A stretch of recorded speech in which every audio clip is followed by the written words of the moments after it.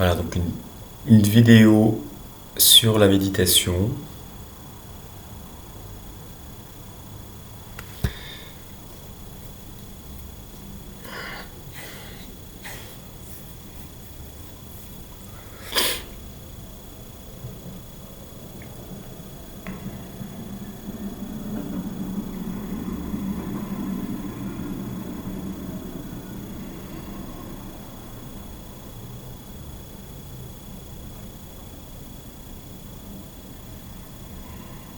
Déjà, je pourrais dire que pour ma part, je ne conçois pas la méditation comme euh, une technique euh, éprouvée,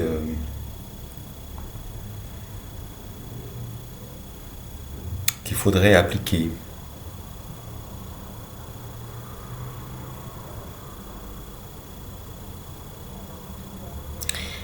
Je vois pas la méditation comme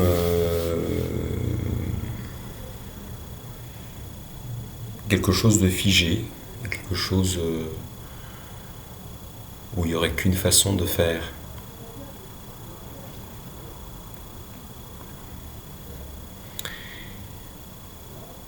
J'ai envie de dire à chacun sa méditation, en quelque sorte.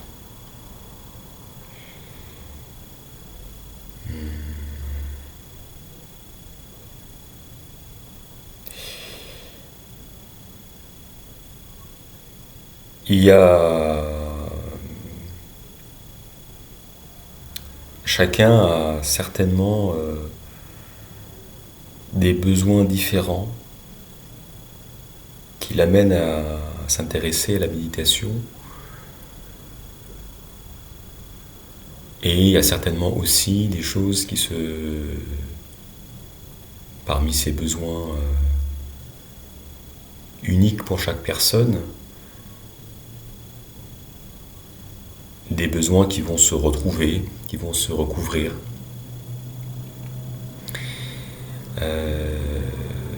Notamment l'envie de retrouver un peu de tranquillité, un peu de paix à l'intérieur de soi.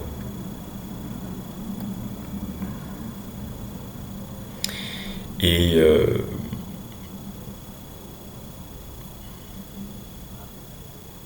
mais bon, ça peut aller bien, ça peut être bien autre chose que ça aussi. Ça peut, pour ma part, ça peut être aussi une façon de plonger en soi-même pour y trouver une forme d'inspiration, des réponses par rapport à des questions, un problème qui survient dans sa vie.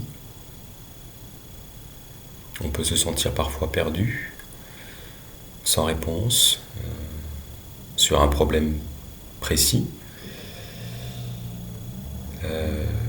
Et donc, une façon d'y répondre, c'est se tourner simplement vers soi-même. Et la différence là avec la manière dont on procède habituellement, en essayant de trouver une réponse, on va réfléchir, on va peser le pour et le contre, mais son cerveau va être très actif, agité, on pourrait dire. Si plus le problème est préoccupant, plus on va essayer de chercher une réponse rapidement et on va peut-être entrer dans une surchauffe de la tête. Donc là, la différence, c'est que on va évidemment donc se tourner vers soi-même, mais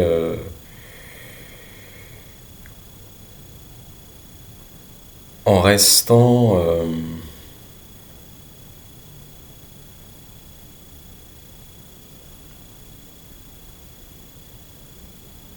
en s'immobilisant en quelque sorte.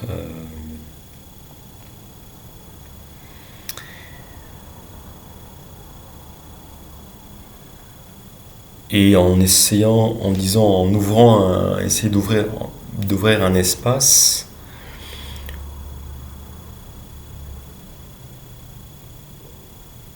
où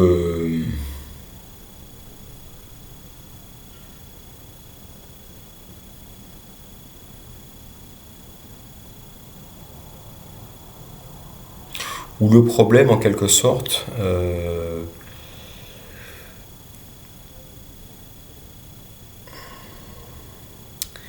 va avoir suffisamment d'espace pour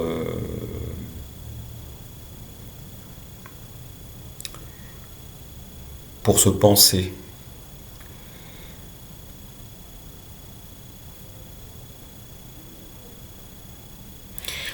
En quelque sorte, on essaie de trouver une réponse plutôt de manière intuitive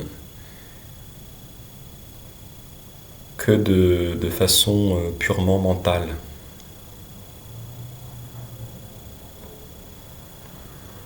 C'est-à-dire qu'on se laisse en quelque sorte, on laisse le problème s'immerger en soi-même.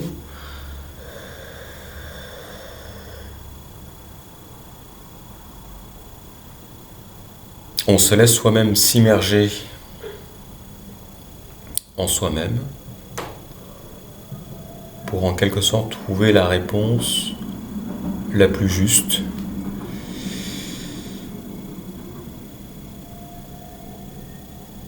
La réponse qui ne tient pas que compte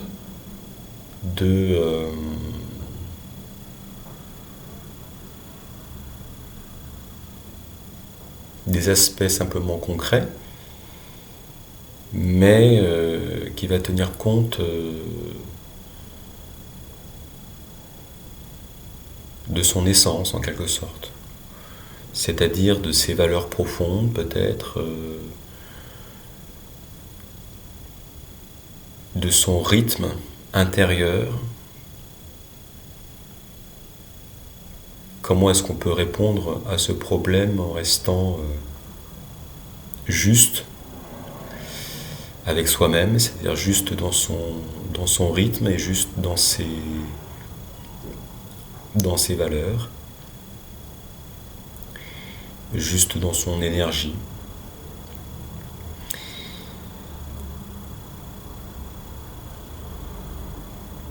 Donc, autrement dit, c'est essayer de tenir compte de tout son être pour être le plus en adéquation à la réponse qui se trouvera peut-être ou peut-être pas à un problème donné.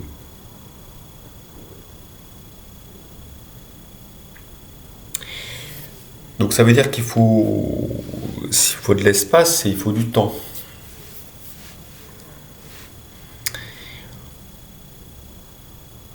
Et c'est pas un temps de réflexion. Que ce soit pour trouver une réponse ou pour trouver la paix,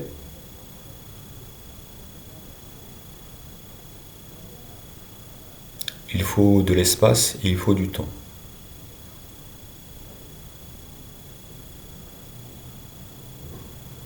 Et en fait, il ne faut que ça.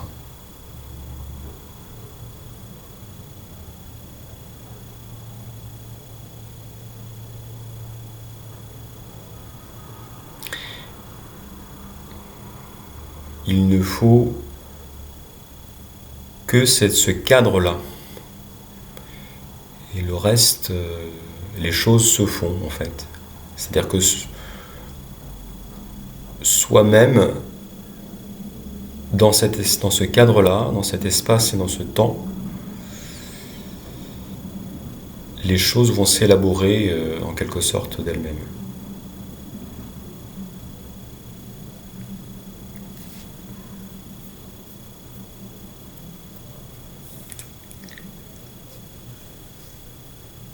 En fait, donc ça rejoint l'idée de se retrouver son intuition ou son instinct. qu'il y a quelque chose qui échappe à la réflexion, c'est quelque chose qui précède la réflexion, qui précède le cerveau, je ne sais plus, le cerveau gauche, le cerveau droit, le cerveau calculatoire. C'est quelque chose qui est plus global, plus intérieur, plus intégré.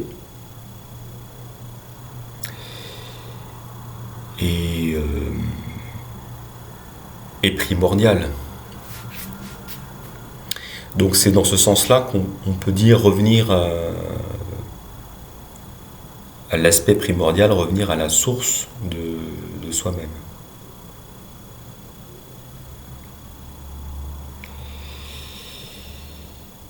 Et revenir à la source de soi-même,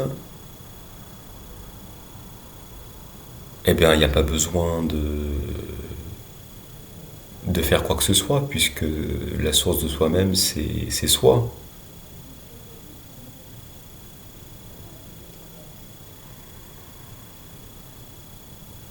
Ça paraît logique.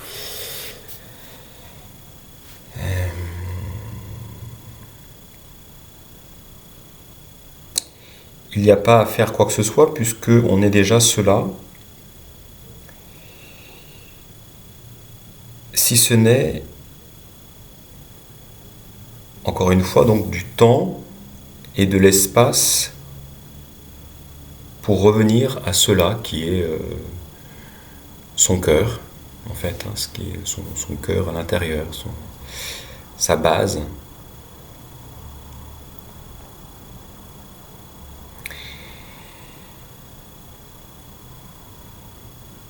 Voilà, donc la méditation, c'est poser ce cadre, poser cet espace, ce temps vaste, enfin autant qu'on le peut, prévoir suffisamment d'espace-temps pour pouvoir revenir à l'intérieur. Soit pour y retrouver de la paix, soit pour se reconnecter à sa source, à son intuition, pour éventuellement traiter un problème. Et puis au-delà de ça,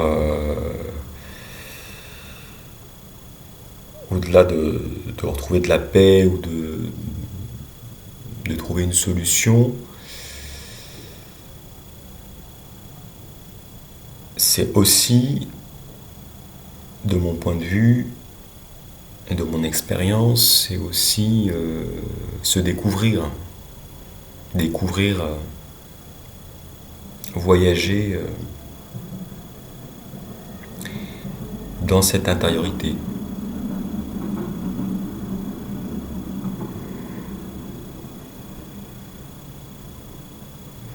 C'est là où il y a une espèce de contradiction par rapport à ce que je disais de la source, qui est déjà là, qui est soi-même.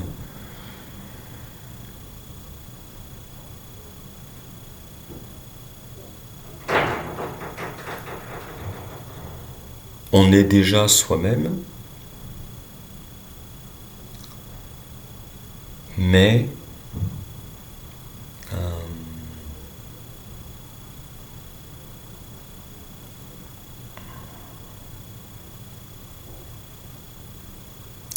ce soi-même n'est pas un centre figé, comme serait un centre d'identité. C'est quelque chose...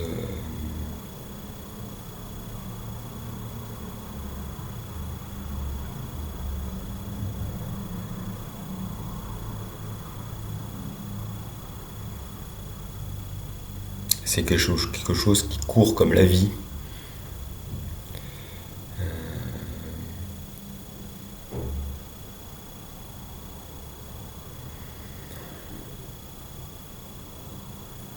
Aussi bien on peut voyager et découvrir des horizons nouveaux, des continents, des territoires nouveaux, aussi bien on peut voyager à l'intérieur de soi et découvrir en soi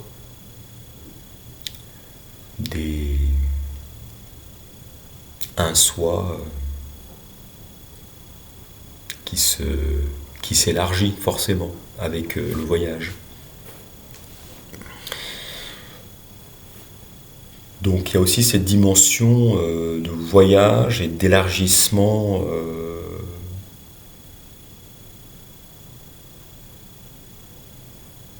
de son paysage intérieur.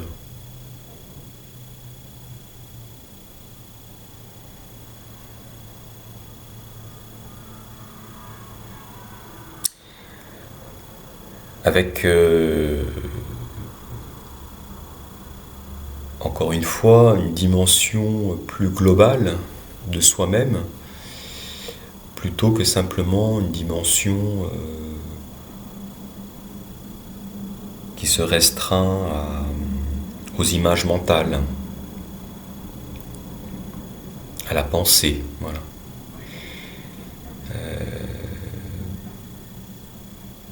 À l'imagination, ça va être quelque chose de plus global qui va intégrer aussi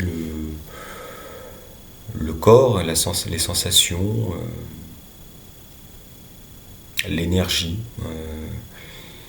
L'énergie qui dit bien ce qui se trouve au carrefour, on va dire, du corps et de l'esprit.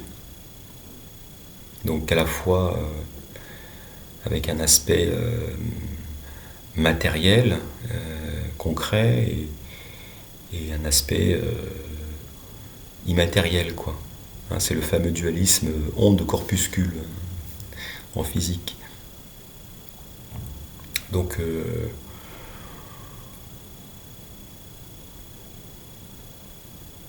on va aussi voyager avec ces deux dimensions, avec la dimension de l'esprit et la dimension du corps. Donc on va être avec ces sensations et ces pensées et une perception de soi où ces deux choses-là vont se mélanger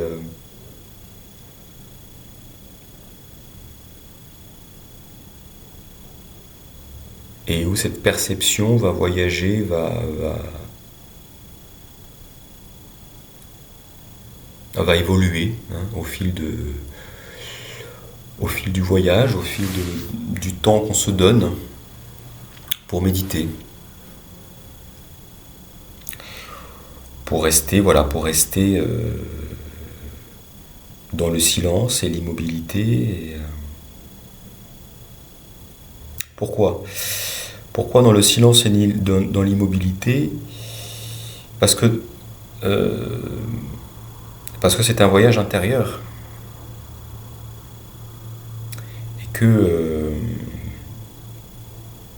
Et que le regard, plutôt que d'être tourné vers l'extérieur, il est tourné vers l'intérieur.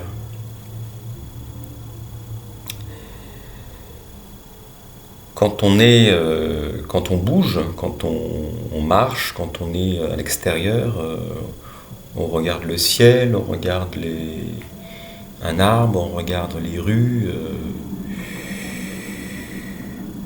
on est attiré par ce qui nous entoure et on découvre ce qui nous entoure, ce qui nous est extérieur.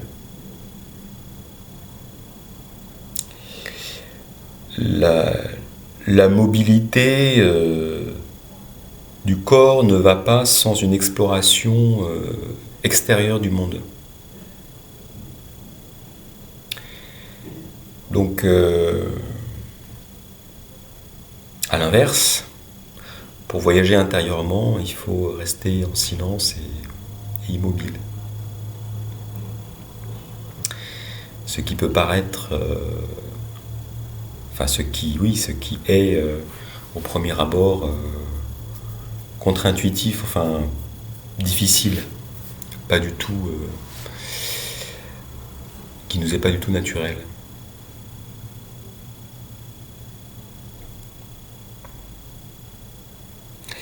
Mais on le sait parce que tout le monde l'a déjà expérimenté. Il y a des moments dans la vie d'intériorité nécessaires. Même si c'est au détour d'une rencontre avec un beau paysage, avec une âme amoureuse, dans un moment d'intimité. Il y a quelque chose de très vivant à l'intérieur. Et ce sont des moments extrêmement enrichissants. Tout le monde, je pense, a pu vivre ça.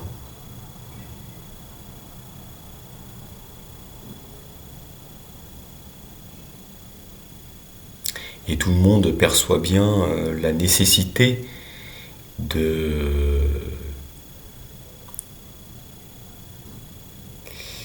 d'avoir des moments avec soi-même. C'est même pas quelque chose qui a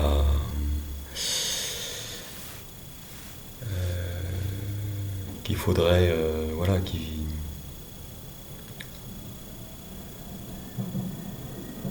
demande à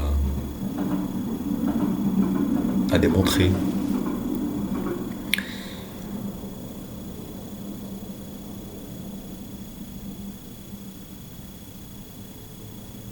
Alors il y a différentes façons d'être avec soi-même. On peut cultiver son jardin intérieur,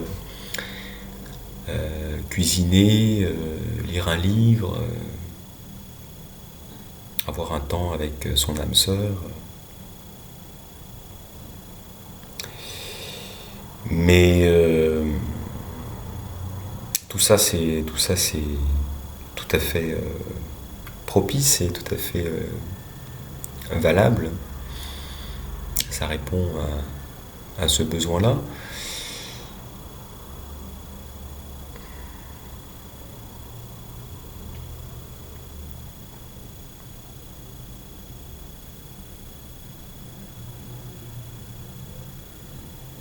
Ce qui va nous amener à la méditation, peut-être qu'au-delà de ces différentes choses qu'on peut faire,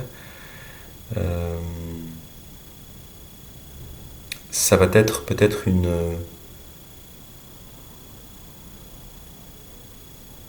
une envie, une volonté ou une inquiétude, un souci,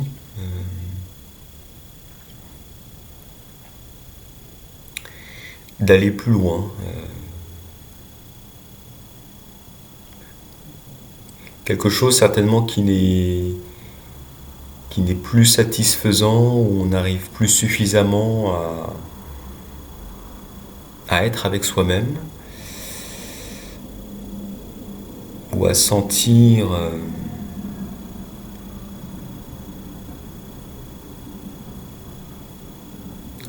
suffisamment les choses en cultivant son jardin intérieur comme on le fait habituellement.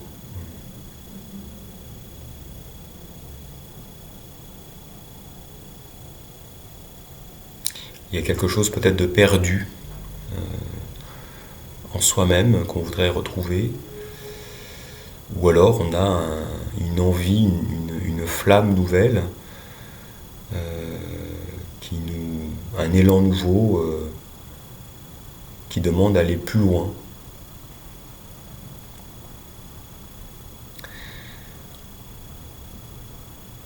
Et donc là, ça demande d'aller encore plus dans l'épure,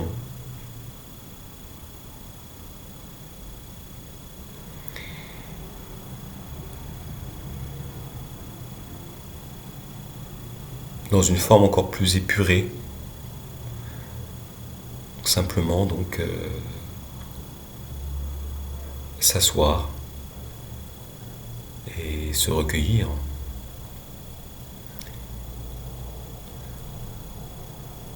En fait, c'est simplement ça, et ça traverse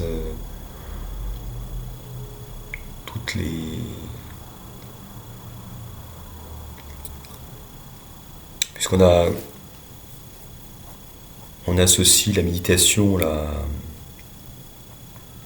à la spiritualité.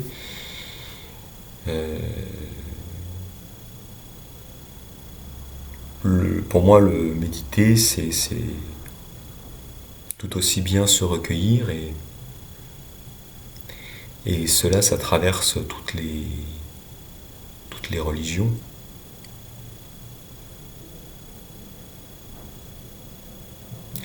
Et il n'y a pas, là aussi, il n'y a pas besoin, il n'y a pas de nécessité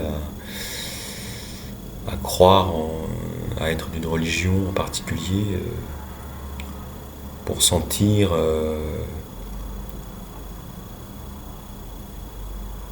ce que le recueillement a de tout à fait et profondément humain.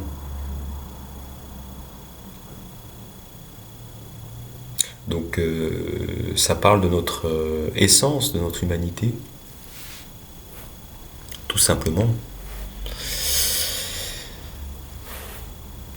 Donc voilà, c'est dans ce sens que pour moi,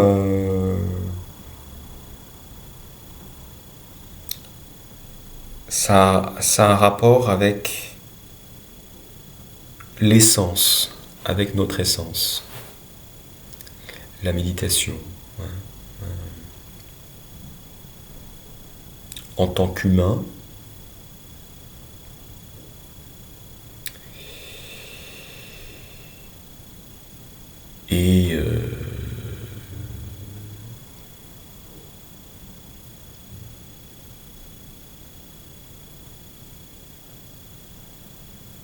et j'allais dire au-delà. Alors en tant qu'humain,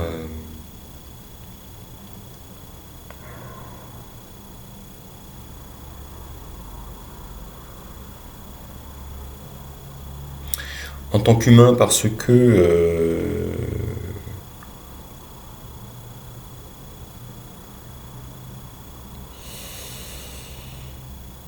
le fait de rester immobile et en silence, c'est l'autre extrême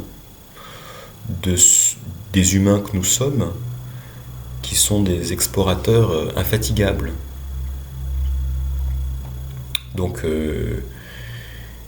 il y a cette suractivité, cette course qui va toujours plus loin, qui veut toujours aller plus loin, de l'avant, qui nous caractérise en tant qu'humains. Et donc, à l'opposé, il faut parfois,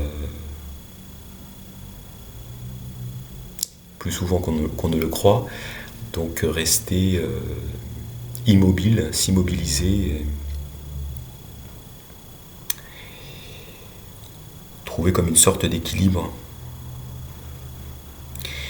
Donc, c'est pour ça que je disais en tant qu'humain,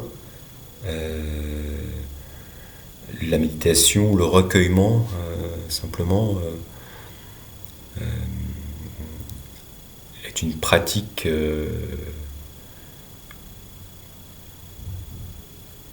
qui porte le sceau de notre humanité.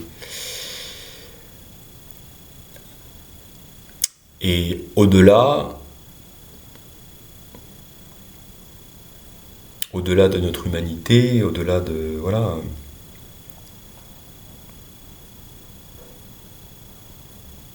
Parce que ensuite, dans ce voyage intérieur,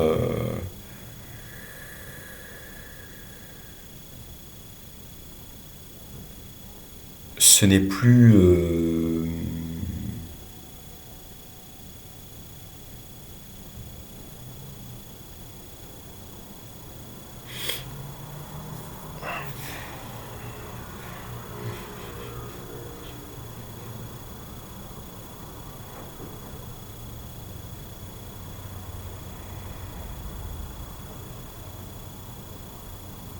il n'y a pas dans ce cadre, dans ce voyage-là, il n'y a plus de confinement quel qu'il soit. Et donc même pas confinement dans son humanité, dans son identité première, dans la perception première qu'on a de soi. Cette perception de soi-même est amenée à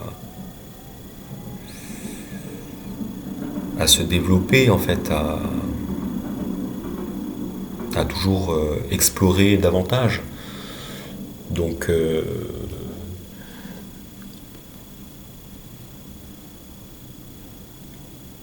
voilà, c'est pas simplement nous en tant qu'être humain, mais nous en tant qu'être. Et comment cet être se perçoit, se vit.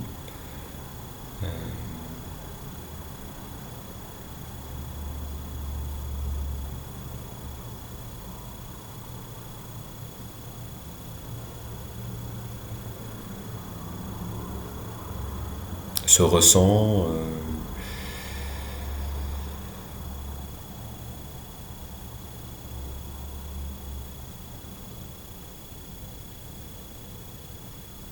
Voilà, avec j'allais dire, cet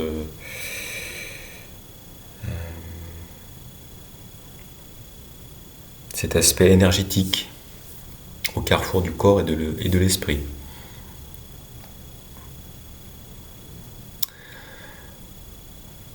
Voilà.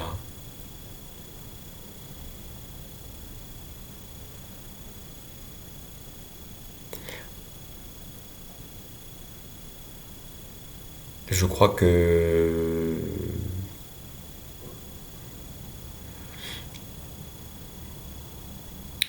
ce que je voudrais, donc vous avez peut-être compris, ce que j'y vois moi dans la méditation, c'est quelque chose de très très ouvert,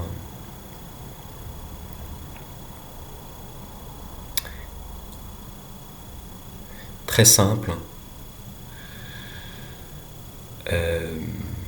C'est comme si voilà, c'est comme si la porte d'entrée était tout à fait simple,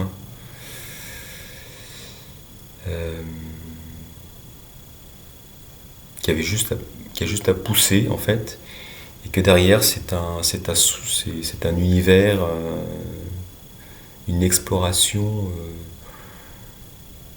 propre à chacun, avec les épreuves, les difficultés que ça peut représenter, d'être face à soi-même, et aussi les découvertes, les joies, voilà, qu'on va pouvoir rencontrer, vivre.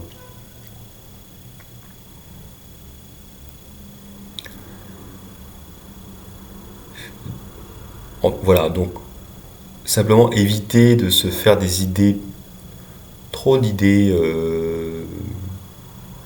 d'une technique très compliquée, très élaborée. Voilà, c'est un petit peu contre ça enfin, contre ça. C'est revenir à la simplicité, en fait, et puis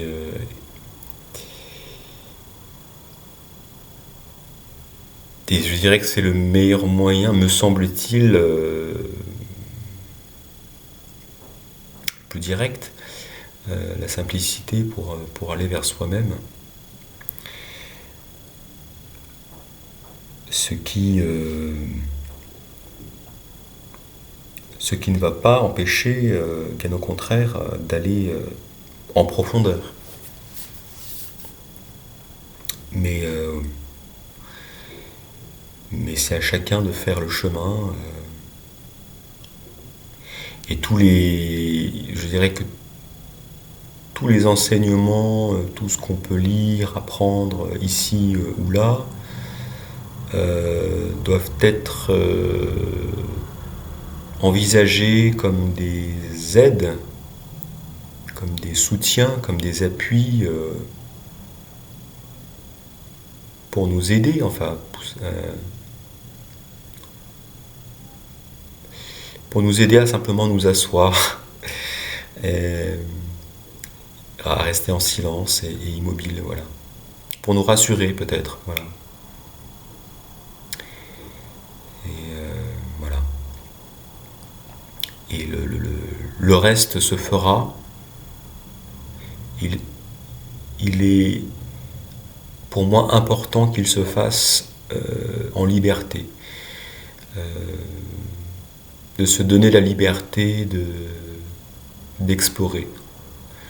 Donc si on a besoin effectivement de suivre une technique à un moment donné, c'est très bien, ça nous aide voilà, à prendre la décision de s'asseoir et de rester avec soi-même. Mais c'est intéressant, à mon avis, important aussi, une fois qu'on a commencé, d'explorer par soi-même, peut-être à un moment donné de lâcher telle ou telle technique. Pourquoi pas la reprendre après d'ailleurs, mais pour se permettre d'explorer, hein, être libre pour explorer. Hein, c'est comme ça qu'on voyage au fond. Voilà.